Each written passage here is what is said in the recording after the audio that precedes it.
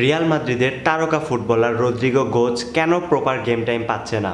তো চলুন এ বিষয়ে কিছু মূল্যবান তথ্য তুলে ধরি। রদ্রিগো গোজকে রিয়াল মাদ্রিদ সাইন ইন করে 2019 সালে।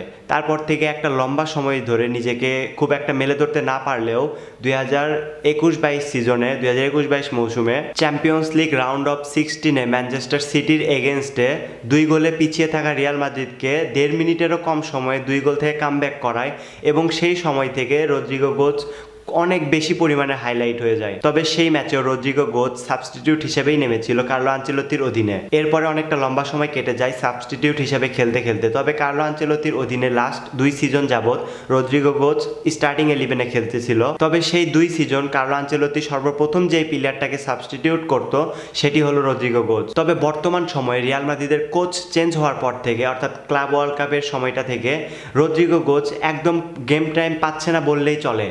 রিয়াল মাদ্রিদ ক্লাব ওয়ার্ল্ড কাপে টোটাল 6টি ম্যাচ খেলেছে। 6টি ম্যাচে রদ্রিগো গোজ মাত্র 92 মিনিট টাইম পেয়েছে গেম টাইম। 6টি ম্যাচে মাত্র 92 মিনিট গেম টাইম পেয়েছে এবং লাস্ট ম্যাচে লা লিগা রাউন্ড 1-এ রদ্রিগোকে মাঠে নামানোই হয়নি।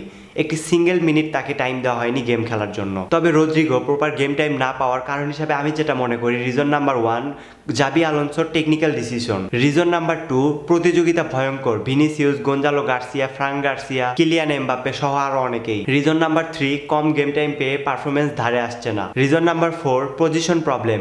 রদ্রিগো চায় লেফট উইংয়ে খেলতে অথবা বাম সাইডে খেলতে, তো সেখানে আগে থেকে অনেক জ্যাম রয়েছে। ভিনিসিয়াস, কিলিয়ান এমবাপ্পে সহ আরো বেশ কয়েকটি প্লেয়ার সেই জায়গায় রয়েছে। আর সবচেয়ে বড় কথা, জাবি আলোনসোর টিম প্ল্যানিং এ আপাতত রদ্রিগো এক্সট্রা ফিট হচ্ছে না। তবে একটা জিনিস মনে রাখবেন, এটা রিয়াল মাদ্রিদ।